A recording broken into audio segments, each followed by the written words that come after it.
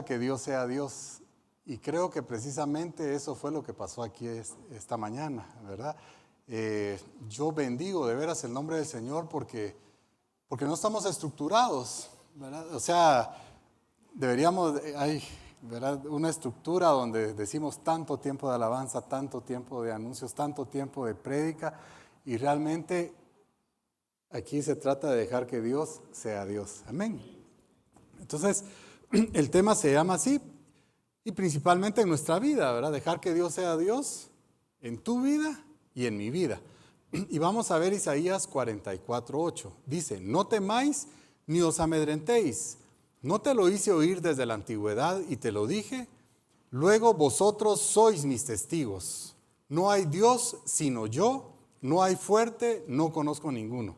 ¿Cuántos de aquí son testigos junto conmigo de que hay un solo Dios y que no hay otro Dios fuera de nuestro Dios, el Padre de nuestro amado Señor Jesucristo? Amén.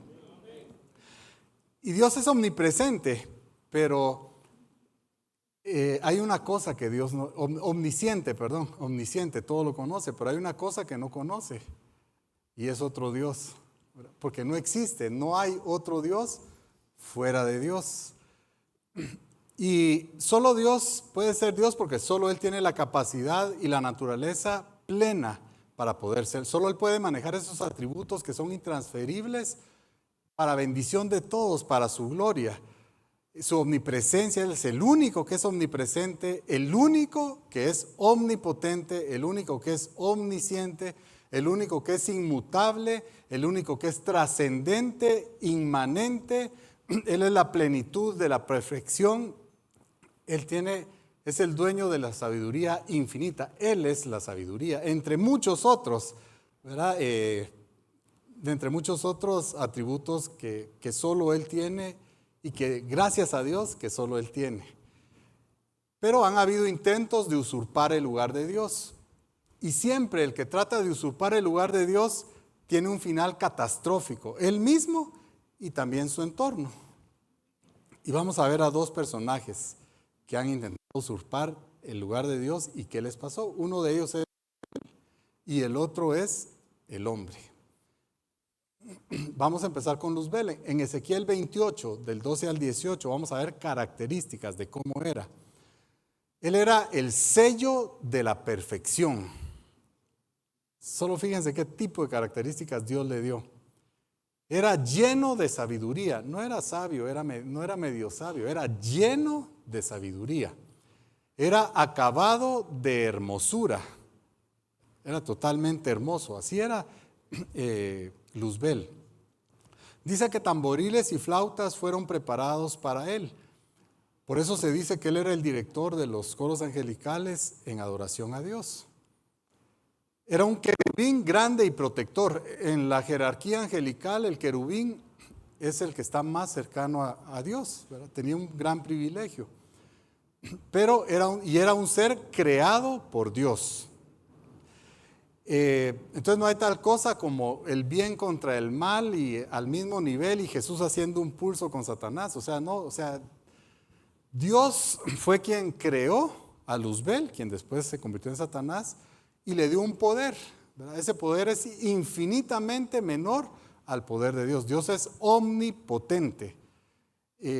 Yo diría que ni siquiera un punto en todo el universo ilustra realmente la magnitud o la comparación de la magnitud entre el poder de Satanás, que le fue dado por Dios como Luzbel, y el poder de Dios. Sigamos viendo. Dice que era perfecto en todos sus caminos, no en algunos, en todos. Hasta que se halló maldad en él, hasta que entró la iniquidad en su corazón. Y hace algunos meses Ángel nos preguntaba, nos decía, si yo les digo la palabra malvado, ¿qué es lo primero que se les viene a la mente? Y honestamente a mí lo primero que se me vino fue Satanás. Y nos corrigió, ¿verdad? Porque hubo algo que se trajo a pique a Satanás, y eso es la iniquidad. O sea, la iniquidad es peor aún que Satanás, porque fue lo que se trajo a pique a Satanás. Y esa iniquidad es la que está en ti y en mí. Entonces, para que miremos la dimensión de la batalla en la que estamos metidos. Pero bendito sea el nombre del Señor, que mayor es el que está en nosotros, que está en el mundo. Amén. A causa de su hermosura, dice, corrompió su corazón. Y a causa de su esplendor, corrompió su sabiduría. Y los mismos atributos que Dios le dio, las mismas cualidades que Dios le dio, fueron lo que lo llevaron a enaltecerse. Y aquí quisiera tocar un punto, y es el don sin el carácter. El don en las personas, ¿verdad? Un don de sanidad muy desarrollado, un don de prédica, ¿verdad? Muy desarrollado, un don de alabanza. Cualquier tipo de don que venga de parte de Dios es peligroso si no dejamos que Dios forme su carácter en nosotros. Eso nos puede traer a pique. De hecho, en Mateo 7 dice que llegaron, Señor, pero si en tu nombre expulsamos demonios, en tu nombre hicimos milagros. ¿Y qué les responde Jesús? Apartados de mí, nunca os conocí, hacedores de maldad. Si eran hacedores de maldad es porque no dejaron que el carácter de Cristo se formara en sus vidas. Entonces, es importante, de verdad, dejar que la obra del Espíritu Santo sea en nuestra vida. Con sus muchas maldades y con sus contrataciones profanó su santuario. Y nos pasamos a Isaías 14, del 12 al 14. ¿Y qué pasó con Luzbel? Él dijo, ni siquiera lo dijo con su boca, lo dijo en su corazón. Subiré al cielo, levantaré mi trono, me sentaré en el monte del testimonio, subiré sobre las alturas de las nubes, seré semejante al Altísimo. En otras palabras, intentaré usurpar el lugar de Dios. Seré como Dios, seré Dios, me sentaré en su trono. Y aquí está, es donde él intenta usurpar el lugar de Dios. ¿Y qué pasó con él? ¿Cómo caíste, oh lucero, hijo de la mañana? Derribado hasta el Seol. Y podemos empezar a ver que cuando tratan de usurpar o tratamos de usurpar el lugar de Dios, hay tragedia, es catastrófico el final. Y veamos el caso de Luzbel. Él fue expulsado de la presencia de Dios. En Apocalipsis 12:9 dice, y fue lanzado fuera. El que antes era Luzbel, ahora es el gran dragón, la serpiente antigua que se llama Diablo y Satanás, el cual engaña al mundo entero, fue arrojado a la tierra y sus ángeles fueron arrojados con él. Es decir, que también su entorno, sus cercanos, sus cuates, fueron arrojados con él, fueron expulsados. Y veamos el destino final en Apocalipsis 20:10. Y el diablo que los engañaba fue lanzado en el lago de fuego y azufre donde estaban la bestia y el falso profeta, y serán atormentados día y noche por los siglos de los siglos. Díganme si no tiene consecuencias o no tuvo consecuencias en Luzbel. En el lago de fuego y azufre, día y noche atormentado por los siglos de los siglos. Ahora veamos el caso del hombre. ¿Qué pasaría con el hombre? Fíjense que Dios hizo al hombre, te hizo a ti y me hizo a mí, a su imagen y semejanza. Es una palabra que tal vez hemos oído mucho, pero meditemos un poco en lo que eso significa. O sea, ser la imagen y semejanza del mismo Dios. Creó Dios al hombre a su imagen, a su semejanza lo creó, varón y hembra los creó.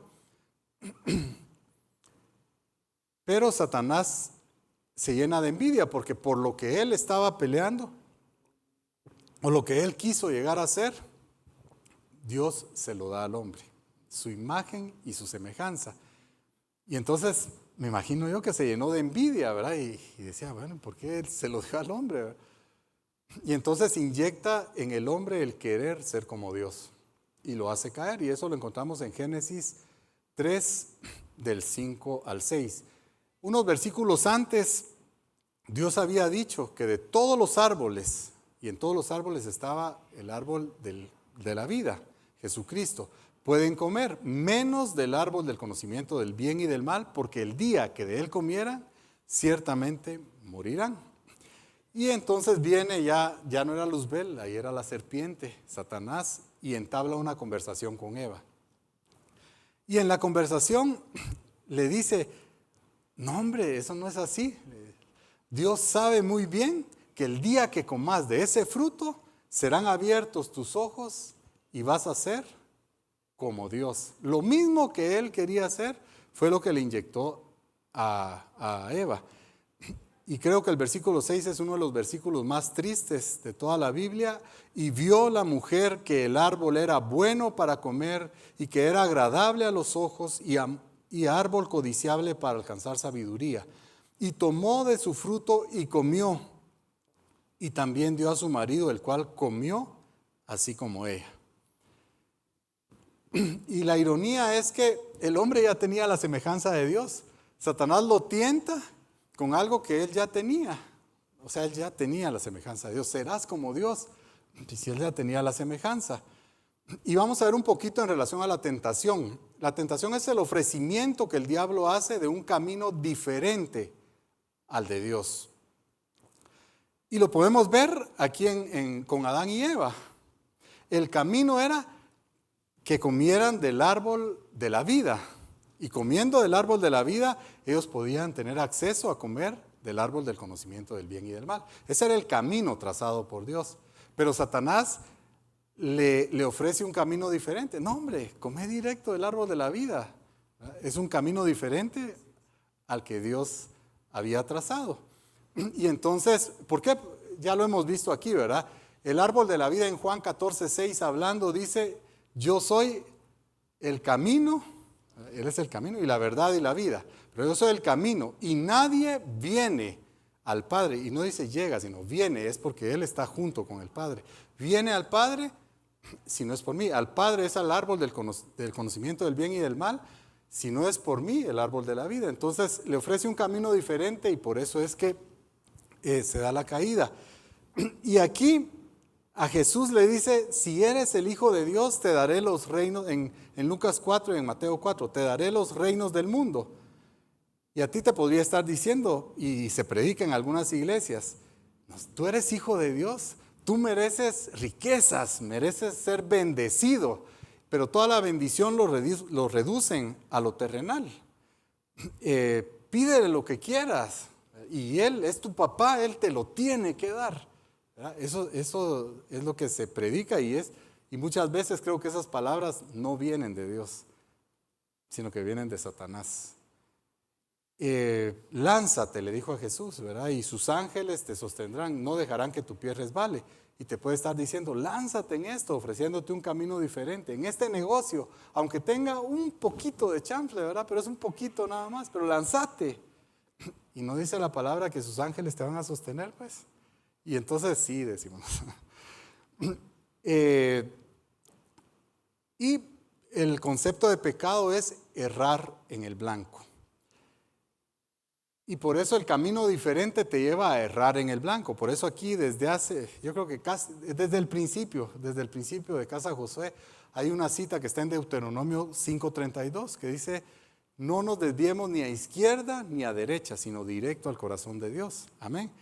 Y eso es no errar en el blanco. Eso es lo que le pedimos la gracia al Señor para que nos lleve a no errar en el blanco. ¿Por qué? Porque errar en el blanco es pecado y la paga del pecado es la muerte. Y en Génesis 3:24 está la consecuencia de que el hombre quiso ser como Dios, quiso usurpar el lugar de Dios. Y es que fueron expulsados también de la presencia de Dios. Y a partir de la caída tenemos millones de hombres y mujeres endiosados. Es un término que creo que todos conocemos aquí, que es el tratar de usurpar el lugar de Dios sin tener la naturaleza ni la capacidad para hacerlo, porque Él es el único Dios verdadero, el único que tiene la capacidad para ser Dios. Y ahora ya no es el hombre obedeciendo la voluntad de Dios, sino que es el hombre tratando de que Dios actúe de acuerdo a su estructura mental y a lo que ellos piensan de Dios y cómo Dios debería de actuar en función a sus deseos. Lo triste es que esto se ha filtrado en la iglesia. Y ya más de alguna vez lo hemos platicado, en muchas iglesias el concepto de un hombre de oración exitoso es aquel que llega, ora con el Señor y cuando sale como que el Señor cumpliera todas sus oraciones, y entonces toda la gente lo mira como el ungido y podés orar por mí, ¿verdad? Porque a ti sí Dios te oye. Y cuando es totalmente diferente, el concepto, creo yo, de un hombre de oración genuino es aquel que se mete en la presencia de Dios, y en la presencia de Dios es impregnado con el carácter de Dios. Ahí le pregunta: Señor, ¿qué quieres que yo haga? Y cuando sale, en lugar de que Dios cumpla sus deseos, el anhelo del corazón de este hombre de oración es cumplir los deseos de Dios. Ese es el hombre exitoso de oración, el que sale de la presencia de Dios a hacer la voluntad de Dios, no a que Dios haga su voluntad. Y parte de la voluntad de Dios es que se forme la imagen de su Hijo Jesucristo en nuestra vida. Amén. Hay prédicas donde sacan citas del contexto y las usan como pretexto para enseñarle a la gente a torcerle el brazo a Dios con su fe. Y por eso dicen que al que Dios le escucha es como el resultado de ser un hombre de oración, y eso no es cierto. El endiosamiento es pecado, ¿verdad? Y es un pecado contra Dios. Lastimamos el corazón de Dios con nuestro endiosamiento, contra nosotros mismos, porque también nos lastimamos, y contra nuestro prójimo. Y vamos a hacer un examen sorpresa. Estás constantemente poniendo reglas. Y fíjense que hay gente que le pone reglas. Bueno, hay gente, habemos, creo, y que ponemos reglas a los demás y queremos que las cumplan, ¿sí? Y nos ponemos reglas a nosotros mismos que no tienen nada que ver con la palabra de Dios. Y nos atrevemos a ponerle reglas a Dios y queremos que Dios actúe conforme a esas reglas. Y lo vamos a ver en un momentito. Entonces demandamos obediencia a esas reglas, juzgamos y condenamos si no cumplen tus reglas. Tomas venganza. Y vamos a ver un poquito en relación a Dios. Bueno, primero es contra Dios, la regla. Voy a poner ejemplos nada más, ¿verdad? Cada uno sabe su propio ejemplo. Es que Dios, me tienes que sanar, me tienes que bendecir, me tienes que prosperar. Son algunas de las reglas que le podemos poner al Señor. Y de ahí demandamos obediencia a Dios. Pero es que tu palabra dice que si yo pido, me lo tiene que dar. Y empezamos a demandarle obediencia a Dios. Y si te estoy pidiendo con fe, y usamos la fe para torcerle el brazo a Dios. Y de ahí juzgamos y condenamos al mismo Dios y decimos, tal vez, y aunque no lo hagamos conscientemente, pero de repente en nuestro interior podríamos estar pensando, tal vez Dios no es tan fiel, ni tan bueno como dicen. De repente y no funciona. Y entonces tomamos venganza y yo ya no voy a servir en la iglesia. O me cambio de iglesia. Y pensamos que con eso le estamos haciendo daño a Dios. Y el servir es un privilegio que Dios nos da a nosotros. No es que nosotros le estemos haciendo un favor al Señor con servirle. Ahora miremos contra nosotros mismos, a mí mismo. Yo digo, yo tengo que ser exitoso en la empresa. Y me pongo esa regla. O tengo que ser exitoso en el ministerio. Y me pongo esa regla. O las mujeres, yo tengo que ser la mejor mamá. Y demandan obediencia absoluta para sí mismos con esas reglas que ellos se pusieron. Y el hombre de la empresa se vuelve trabajólico, el hombre del ministerio se pierde en el hacer, ¿verdad? Y pierde la esencia de su identidad, pierde esos momentos de intimidad con Dios. Y la mujer, buscando ser la mejor mamá, de repente se va a un lado del péndulo y se vuelve sobreprotectora. Y le hace daño a su hijo, ¿verdad? Porque el mensaje es, sos un inútil, yo tengo que hacer todo por ti. O se va al otro lado del péndulo y se vuelve bien estricta. Y con la mejor intención, lo que hace es que malforma a sus hijos. Y después se juzga y se condena. Y es que yo no sirvo, y el problema es que se comparan con alguien. Por ejemplo, el empresario se compara con alguien que tiene el carro del año, una casa enorme y preciosa, y no sabe el montón de deudas que quizá pueda tener, ¿verdad? O la mamá se compara con la otra que sale en las redes sociales siempre riéndose con sus hijos y no sabe cómo es en la intimidad de su hogar, ¿verdad? Entonces, al final toma venganza y se da palo, ¿verdad? Siempre se está dando palo Y lo que pasa es que no reconoce la obra que Dios ha hecho en su vida. Y eso también es pecado, ¿verdad? Porque Dios también, lo que Dios ha hecho en tu vida, lo que Dios dice de ti, es para darle gloria a Él. Y tu luz se tiene que ver, y tiene que ver las obras que Dios ha hecho y darle la gloria a Él, obviamente. Y vive con un complejo de inferioridad que al final es un orgullo disfrazado. Ahora miremos un ejemplo contra el prójimo, él contra ella. Pongamos una pareja de esposos y una situación solo por poner, porque pueden haber aquí, si hay un montón creo que todos me podrían ayudar a predicar. Él dice, no, las fechas especiales las tenemos que pasar con mi familia. Y ella dice lo contrario, no, es con mi familia. Y entonces él, como su temperamento es fuerte, entonces usa la ira como un arma para manipularla a ella. Y dice, no, yo ya dije y punto, y aquí se hace lo que yo digo. Y entonces viene ella y no se queda atrás, entonces dice, no, yo con la ira no lo voy a poder controlar, entonces voy a hacerme la víctima, y usa eso como arma de manipulación. Y entonces se hace la víctima, ay, no, es que yo nunca salgo de la casa, siempre estoy aquí, pura esclava. Y entonces no se ponen de acuerdo. Y empiezan a juzgar y a condenarse entre sí. Y dice, quizás pues, no me ama tanto como dice. Tanto él como ella empiezan a decir lo mismo. Y así se dice cristiano o cristiana. Pero finalmente prefiere a su familia que a mí. De plano así es. Y la venganza.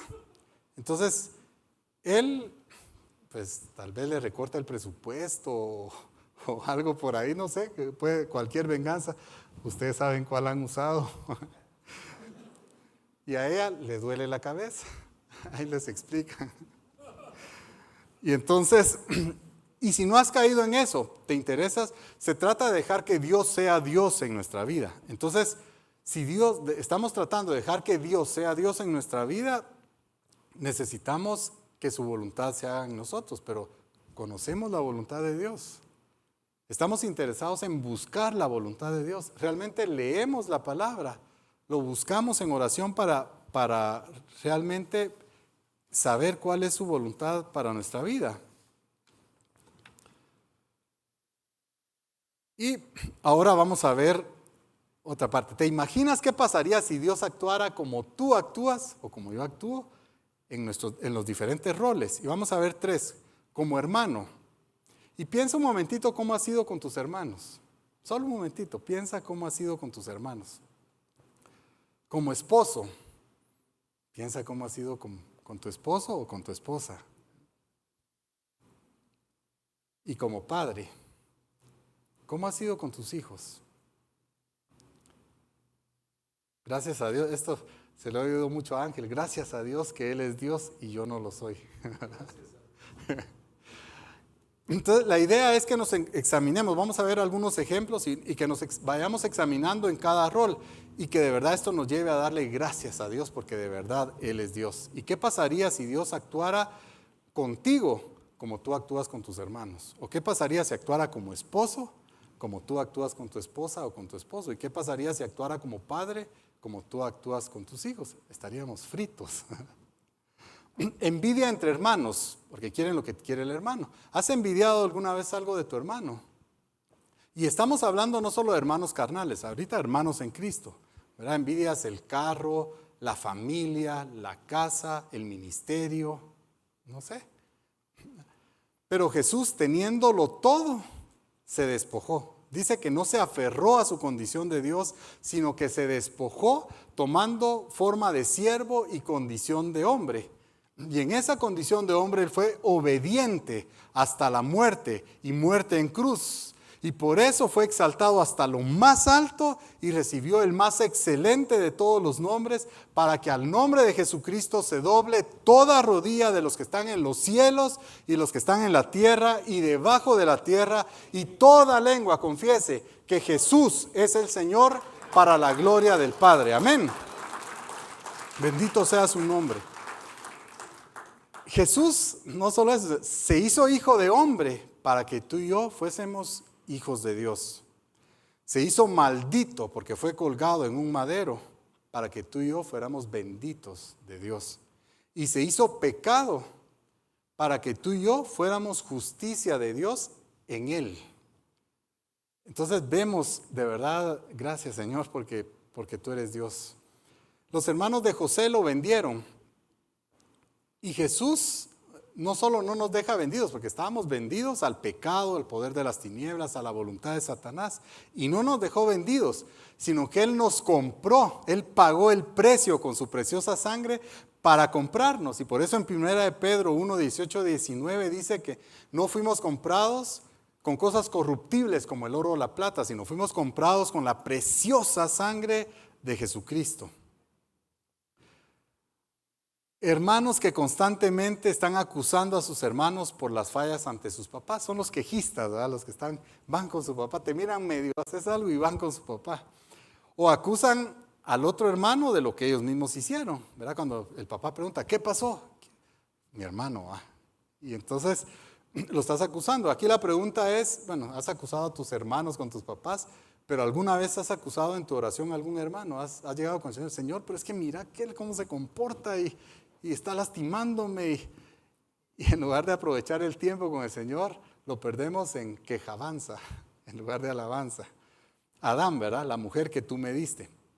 Jesús no solo no te acusa delante del Padre, sino que Él es tu abogado defensor. Dice 1 de Juan 2:1. Y carga sobre sí la culpa que es tuya y que es mía.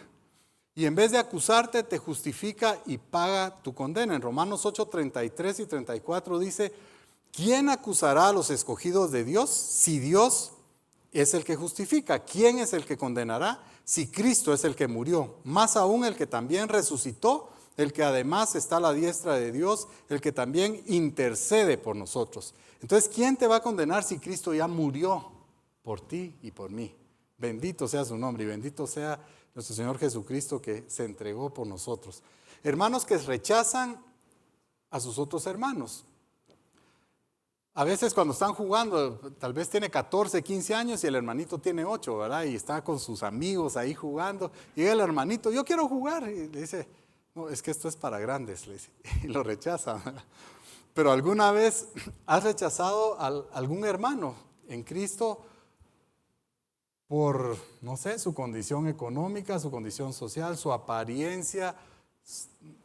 No, cada uno sabe su falta de entendimiento, qué sé yo.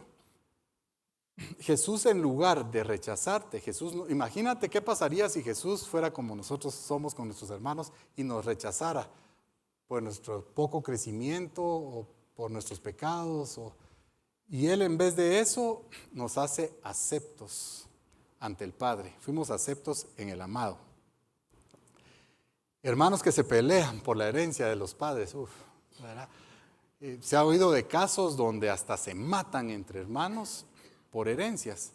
Y Jesús, siendo el unigénito de Dios, el único en su género, el único que conocía la paternidad de Dios, Él decide hacerse el primogénito a través de ir a la cruz por ti y por mí. El primogénito de muchos hermanos y entre esos hermanos estamos nosotros. Amén. Y por eso en Romanos 8:17 dice, y si hijos, también herederos y coherederos con Cristo. Luego, hermanos que se burlan de sus hermanos. Esto pasa más en los hermanos de sangre, ¿verdad? Jesús, en lugar de burlarse, recibió las burlas en tu lugar. Él dice en Isaías 53, dice que fue despreciado, fue desechado, fue varón de dolores, experimentado en sufrimientos y menospreciado. Y vamos a ver un poquito de cómo él fue rechazado en Mateo, en el pretorio por los romanos.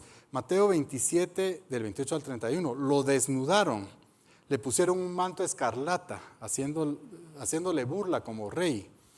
Le pusieron una corona, ¿verdad? Como rey, solo que era de espinas. Le dieron una caña en su mano, en lugar del cetro. Y se hincaban sus rodillas y se burlaban de él. Y le decían, salve, rey de los judíos. Le escupían la cara, tomaban la caña y le golpeaban en la cabeza. Eso es en el pretorio. Y después en la cruz, dice que los que pasaban ahí, los mismos del pueblo que una semana antes lo aclamaban, pasaban por ahí y lo injuriaban, se burlaban de él y le decían, Tú que derribas el templo y en 3 días lo reedificas, sálvate a ti mismo si es que eres hijo de Dios. Desciende de esa cruz. Y de ahí todos los religiosos, sacerdotes, escribas, fariseos y ancianos le decían, a otro salvó, a sí mismo no se puede salvar. Si Él es el Rey de Israel, que descienda ahora de esa cruz y entonces así creeremos en Él. ¿Confió en Dios? Pues ahora que Dios lo libre si de verdad lo ama. Porque Él ha dicho, soy hijo de Dios. Entonces ves cómo Él recibió toda esa burla y en lugar de burlarse de nosotros, sus hermanos. Ahora vamos a ver el rol de esposo. Esposos que le son infieles a sus esposas, ¿verdad? Adulterio se llama esto. Y adulterio no solo es el hecho físico. Jesús en Mateo 5, 27, 28 les dijo, ustedes escucharon que se les fue dicho, no cometerán adulterio, pero yo les digo que cualquiera que vea a una mujer, en el caso de los hombres, o a un hombre, en el caso de las mujeres, y lo desea, ya cometió adulterio con él en su corazón. O sea que solo es con cuestión de que te quedes así y ya estuvo. Entonces, ¿has sido alguna vez infiel con tu esposo o con tu esposa? Pues aunque su novia sea infiel, Jesucristo permanece fiel. ¿Sí? Y esa es una muy buena noticia, ¿verdad? Porque pues yo soy infiel delante de Dios, ¿verdad? Pero aunque yo sea infiel, Él permanece fiel y eso me compromete por amor. O sea, no es una obligación, pero me siento comprometido con el amor de Dios, con su fidelidad, con sus atributos. Esposos que mienten y ocultan cosas a sus esposas. ¿Le has ocultado cosas a tu esposa? ¿Le has mentido? Jesús no solo no te miente, sino que Él es la verdad. En Él no cabe la mentira y Él se revela por completo a ti, ¿verdad? Progresivamente, pero su anhelo es irse revelando. Esposos o esposas que no valoran a sus esposos o a sus esposas, que valoran más a los amigos o a las amigas. Imagínate que Jesús no te diera el valor que tienes para Él, ni siquiera hubiera muerto por ti, ¿verdad? Pero para Jesús tú eres lo más valioso. En Malaquías dice que eres su especial tesoro, eres la niña de tus ojos. Yo no sé quiénes se han sentido como el único consentido de Dios, ¿verdad? Él tiene la capacidad de hacernos sentir así, a todos, como que Él solo tuviera ojos para mí, ¿verdad? Como esposos que exigen y en algunos casos obligan a sus esposas a la intimidad. Casi es una violación dentro del matrimonio. Pero Jesús no, Él te seduce. Y hoy cantábamos, tú me sedujiste, y eso está en Jeremías 27. Él te enamora. En todo el libro de Cantares es una carta de amor preciosa, pero tomé solo un versículo donde Él te dice a ti hoy, toda, eres hermosa, amiga mía, en ti no hay mancha. Entonces, eso te lo está diciendo a ti. Y te invita a tener intimidad con Él. Santiago 4:8, acércate a mí y yo me acercaré a ti. Él no es abusivo, Él no va a forzar nada. Y en 1 Corintios 6:17 dice, el que se une al Señor, un espíritu es con Él. Dígame si eso no es intimidad. Esposos que maltratan física o emocionalmente a sus esposas y le están dando en la llaga, en lo que hace mal, ¿verdad? Y no te sale bien y no servís y entonces la están maltratando físicamente. Imagínense cuántos hemos hecho eso. No hemos tratado a nuestras esposas como vaso frágil, como dice el Señor, y tal vez por eso algunas de nuestras oraciones han sido estorbadas. Jesús, imagínate haciendo eso a Jesús, ¿verdad? Señalándote solo lo malo y solo lo malo y solo lo malo. Jesús, en vez de eso, Él recibe la ira de Dios por ti, para que tú no la recibas. Él dice en Efesios 5, 25, 28, Él se entrega por ti, te cuida, te ama, te santifica para presentarte puro, sin mancha y santo delante de Él. Bendito sea Dios, de veras, yo cada vez que leo de veras le doy gracias a Dios porque Él es Dios y me doy cuenta de mi incapacidad de ser Dios, de que de verdad no debo intentar, ni siquiera debo intentar. Como esposos, algunos encuentran a sus esposas en infidelidad y las han matado. Y aquí en 1 Juan 3:15 dice que el que aborrece a su hermano es un homicida y no tiene parte en el reino de los cielos. Entonces podemos matar no solo físicamente, sino matar con palabras, matar con miradas o matar en el corazón. ¿Has hecho eso con tu esposa o con tu esposo? Jesús no lo hace definitivamente, pero te imaginas que Él lo hiciera. De verdad nosotros hemos pecado y merecemos la muerte. O sea, eso es lo que realmente merecemos. Pero Él no se quedó con nuestra muerte de brazos cruzados, sino que se entregó para que tuviéramos vida eterna. Y si confesamos nuestros pecados, dice que Él es fiel y justo para perdonarnos y limpiarnos de toda maldad. Porque pienso yo que todos le hemos sido infieles a Dios, ¿o no? Como padres que abandonan a sus hijos por razones tan absurdas, por 10 minutos de placer, por irse a una mejor vida a otro país. Pero tu padre jamás te dejará, jamás te abandonará, jamás te desamparará. En Deuteronomio 31:8 dice que Dios va delante de ti y que Él está contigo. Y en Isaías 49 dice, ¿se olvidará acaso la mujer del bebé que llevó por 9 meses en su vientre? Es muy difícil, ¿verdad?, que una mamá se olvide. Pero si eso llegara a pasar, yo jamás me olvidaré de ti. Es más, te tengo tatuado o tatuada en la palma de mis manos con todos tus muros que has levantado en contra mía. Pero ahí estás siempre, te tengo presente. ¿Sí? Y en Salmo 27:10 dice, aunque mi padre y mi madre me dejaren, con todo el Señor me recogerá. Entonces, abandonado nunca te va a dejar. Padres que golpean a sus hijos por no cumplir con reglas que ellos mismos no cumplen. No vayas a decir mentiras. El mentir es malo. Llega el cobrador, decirle que no estoy. Entonces están pidiéndole a sus hijos que hagan algo que ellos mismos no hacen. Pero tu padre te pone el ejemplo. Él es santo, santo, santo. Es perfecto en todos sus pensamientos, todas sus palabras, en todos sus hechos. Y sus mandamientos no son gravosos, son para tu bendición y para mi bendición. Eso dice 1 Juan 5:3. Y Él no permitirá una tentación más allá de tus fuerzas, sino que junto con la tentación te dará la salida para que puedas soportar. Y en Filipenses 2:13 dice que Él es el que pone el querer y el hacer. Entonces, Él te ayuda a cumplir con su voluntad. Y su voluntad es buena, es agradable y es perfecta. Padres ausentes que viven en la misma casa con sus hijos, pero están en su mundo, nunca están para sus hijos. Siempre andan en otra cosa, en el Netflix, en el teléfono, en cosas de trabajo, en lo que sea. Imagínate que tu padre estuviera así, que ahorita no tiene tiempo porque está con Moisés, con cualquier otro, ¿verdad? Pero Él siempre está presente y pendiente de ti. Mira lo que dice Job 31:4. No ve Él mis caminos y cuenta todos mis pasos, no algunos, todos. O sea, lleva la cuenta de tus pasos, no de tus pasos solo físicos, estos que damos aquí, sino que de cada paso en nuestra vida espiritual, en nuestra vida emocional, lleva la cuenta. ¿Qué detalle de presencia la de Dios? En Mateo 10:30 dice, pues aún vuestros cabellos están todos contados. O sea, para contar los cabellos, Dios tiene que estar con nosotros. Y tal vez, en mi caso, tal vez le cueste un poco menos que a algunos de ustedes, ¿verdad? Pero si les pido a alguno de ustedes que venga a contarme los cabellos, yo les aseguro que no terminan y se confunden cuando van por aquí. Pero Dios, así es el detalle de Dios, ¿verdad? O sea, Él de verdad nos ama y de verdad es un papá presente, totalmente presente y pendiente. Padres que nunca reconocen ni valoran los esfuerzos de sus hijos, solo les señalan lo malo que hacen y el resultado son hijos frustrados que nunca llegan a alcanzar el estándar de sus papás. Cuando llegan a alcanzar el estándar, el papá se lo sube.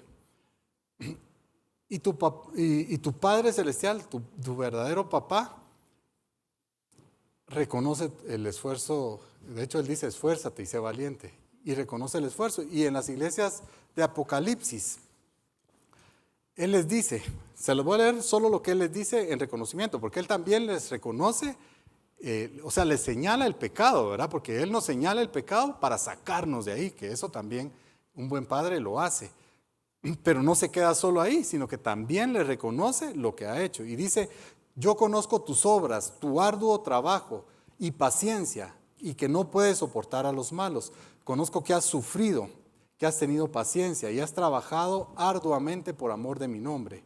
Conozco tu tribulación y tu pobreza, pero eres rico.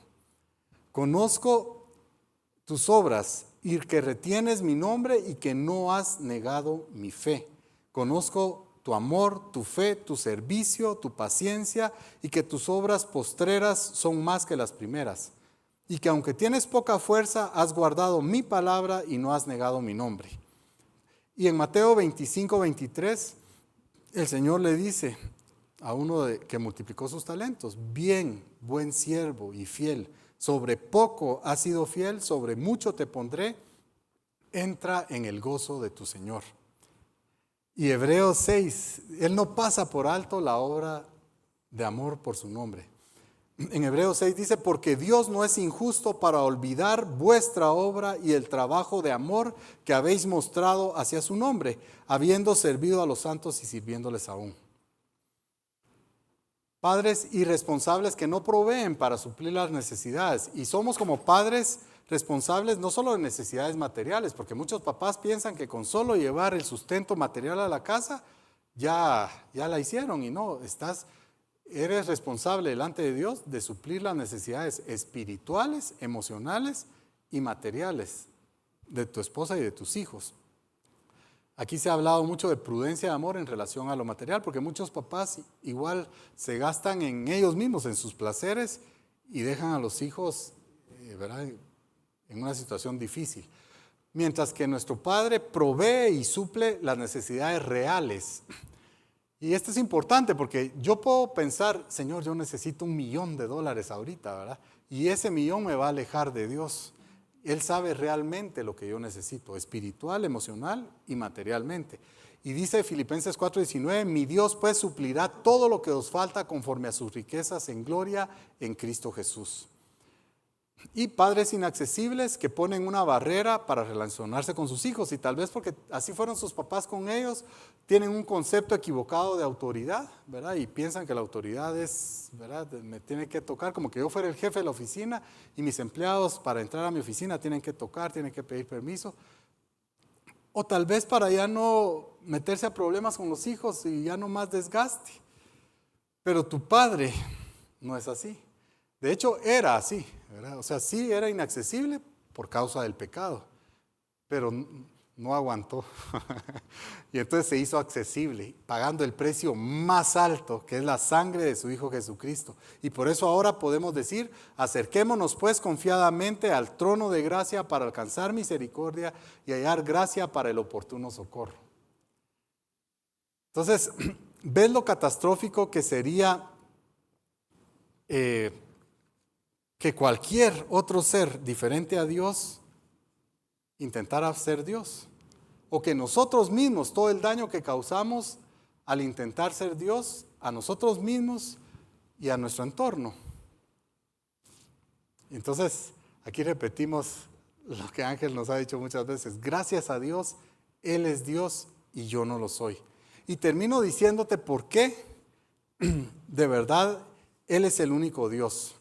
Dejemos que aquel que es eterno, que no tiene principio ni fin, que se sale de toda dimensión del espacio y del tiempo, aquel que con su palabra creó todo el universo y todo cuanto existe, el que sostiene todo, los millones y millones de kilómetros de años luz en la palma de sus manos, aquel que es perfecto en todos sus pensamientos, sus palabras y sus hechos, el que es santo, santo, santo, perfectamente santo, 3 veces santo, aquel que todo lo puede, que no hay grado de dificultad para hacer lo que sea, siempre y cuando vaya de acuerdo a su carácter y a su esencia.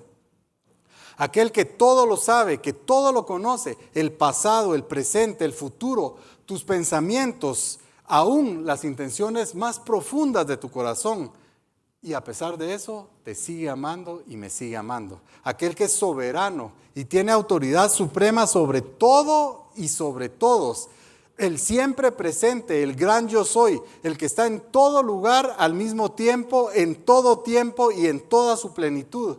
aquel cuyo corazón es totalmente puro, aquel que es amor y el único que puede amar con amor eterno y que ha prolongado su misericordia a favor nuestro. Un amor que trasciende el tiempo, el espacio y que te ama no por lo que haces o dejas de hacer, sino te ama simple y sencillamente porque Él en esencia es amor. El que es perfectamente fiel, que dice y nunca falla. El que no deja de cumplir ni una sola de sus palabras. El que es perfectamente justo, perfectamente misericordioso, perfectamente bueno, el dueño de toda la sabiduría y toda la inteligencia, aquel que no cambia en su esencia, en sus propósitos y en sus promesas, que es el mismo ayer, hoy y por siempre, aquel que insufló aliento de vida para que hoy fueras un alma viviente, el que te formó con sus propias manos y metió las manos en el vientre de tu madre y te hizo a su propia imagen y a su propia semejanza, aquel que dijo que nunca te dejará, nunca te abandonará, el que siempre está contigo aun cuando todos te han abandonado y él sigue estando allí.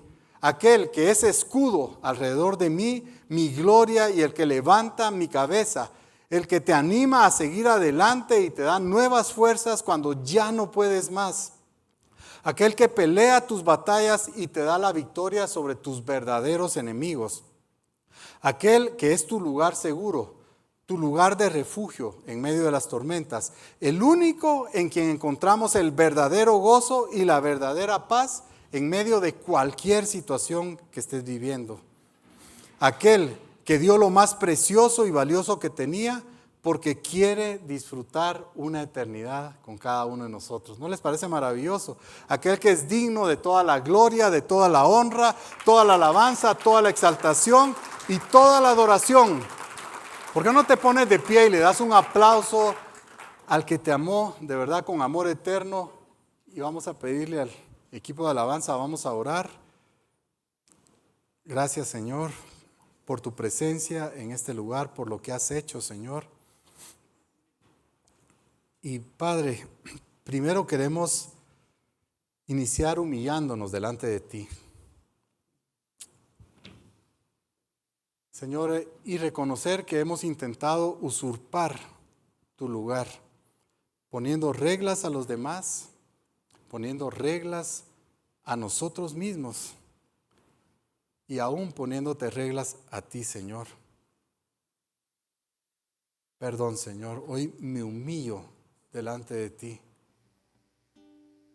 Perdón, Señor, en el nombre de Jesús. Perdón por no preocuparme, Señor, por conocer más tu voluntad para mi vida. Tu palabra dice que hay obras preparadas de antemano para que yo camine en ellas. Y realmente no me he preocupado por encontrar esas obras para cada día de mi vida. Y tal vez sí he conocido parte de tu voluntad, Señor, pero hoy tengo que reconocer que he sido rebelde, Señor.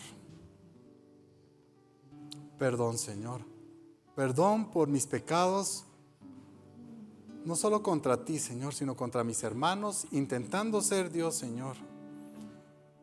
Reconozco que soy un envidioso, Señor, que soy un quejista, que soy mentiroso, Señor. Perdóname, Señor. Perdóname, Señor, también porque como esposo, intentando usurpar tu lugar, Señor, he puesto reglas, Señor, y he demandado obediencia, mi Dios, y cuando no, entonces tomo venganza, Señor, y me enojo y lastimo su corazón y lastimo tu corazón también, Señor. Perdón, Señor. Perdón, Señor, en el nombre de Jesús. Y perdón, Señor, porque también como padre he fallado tanto, Señor, en mis hijos. Tal vez he sido tan estricto con ellos, Señor, con tus cosas que los he vacunado. Y te pido perdón por eso, Señor. O tal vez he sido tan aguado, Señor, en tus cosas con ellos, Señor, que por eso están lejos, mi Dios. Perdón porque no he proyectado la imagen que tú quieres que proyecte como padre hacia ellos, Señor. En el nombre de Jesús, perdón, Señor.